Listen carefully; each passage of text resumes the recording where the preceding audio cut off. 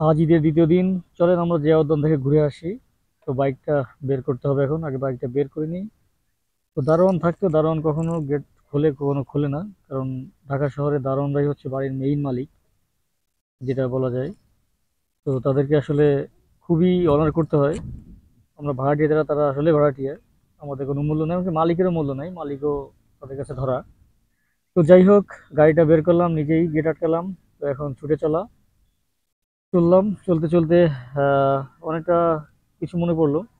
তো যাই হোক, ছুটে চলার এক পর্যায়ে আমি এই যে যেখানে আছি এখন, এইখানে প্রচুর জ্যাম থাকে, বা হচ্ছে জ্যাম বলতে কি, অনেক লোকের আনাগোনা, গাড়ির আহ, আনাগোনা থাকে, যেটা খুবই একটা বিরক্তিকর হয়।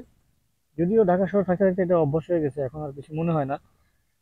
তো সেদিক থেকে লক্ষ্য করলে আসলে আমরা ঢাকা যারা থাকি তারা ঢাকায় গাড়ি চালাতে অভ্যস্ত, কিন্তু ফাঁকা জায়গা গ্রাম অঞ্চলে গেলে গাড়ি চালাতে আমাদের খুবই প্রবলেম হয়। এখানে জ্যাম ট্যাম থাকে না, তারপর হচ্ছে সিগন্যাল থাকে না, হুটহাট করে দৌড় দিতে হয়। তো আবাসিক এরিয়া থেকে এখন বের হচ্ছি। বের হয়ে আমাদের এখন মেইন রোডে চলে আসছি, মেইন রোড ক্রস করব। ক্রস করে হচ্ছে আমরা এখন সোজা জিয়া উদ্যানের দিকে যাব। তো গাড়িটা চলে যাক, আমি যাচ্ছি। এমত অবস্থায় জাহাঙ্গীর গেটের কাছাকাছি চলে আসছি। তো জাহাঙ্গীর গেট ক্রস করছি এখন। আমরা হচ্ছে বিজয় সরণি দিয়ে ঢুকবো। বিজয় সরণির মতো জায়গায় জ্যাম নাই, এটা চিন্তার বাইরে। এই যে বিজয় সরণি দেখেন, চারিপাশেই ফাঁকা, দুই তিনটে গাড়ি, এই যে তিন চারটে গাড়ি থাকে এরকম, 1 মিনিট পর পরই সিগন্যাল ছেড়ে দেয়। তো এটা এই জায়গার জন্য খুবই অবিস্মরণীয় বা অবাক করা বিষয়। তো যাইতে যাইতে আপনার নব থিয়েটার বাম পাশে। তো এত পরিমাণ লোকের ভিড়, আরে বাপরে, মানুষ দেখতে আসছে, বিশাল সিরিয়াল টিকিট করতেছে। তো কাছাকাছি থাকি, তারপর নব থিয়েটার কখনো যাওয়া হয় নাই, আর হবে কিনা তাও জানি না, কারণ যখনই সুযোগ পাই তখন অন্যদিকে যাই, নব থিয়েটারে যাওয়া হয় না।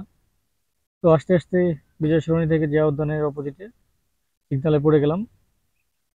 সিগনালে পড়ে যাওয়ার পরে এখানে 5 মিনিটের মতো অপেক্ষা করলাম, তারপরে 5 মিনিট পরেই হচ্ছে আমাদের গাড়ি ছেড়ে দেয়। দেখেন চারিপাশে গাড়ি।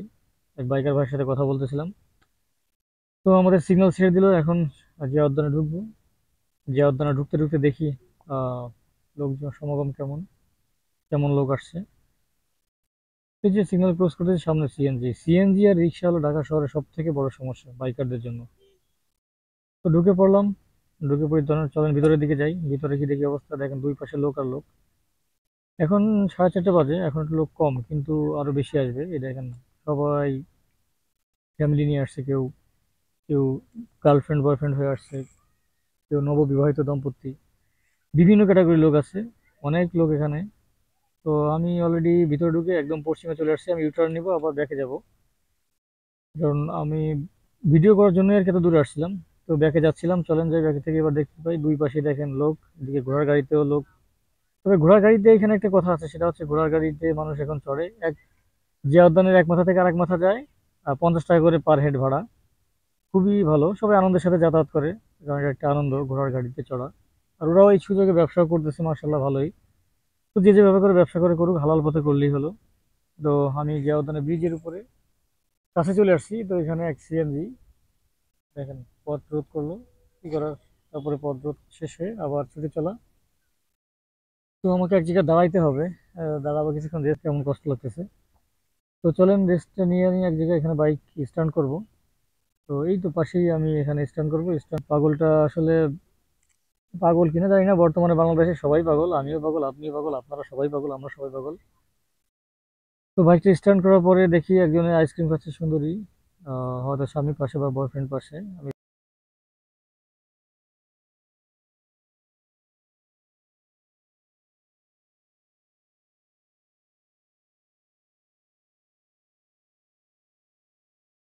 আমার বাইক পার্ক করা শেষ এখন।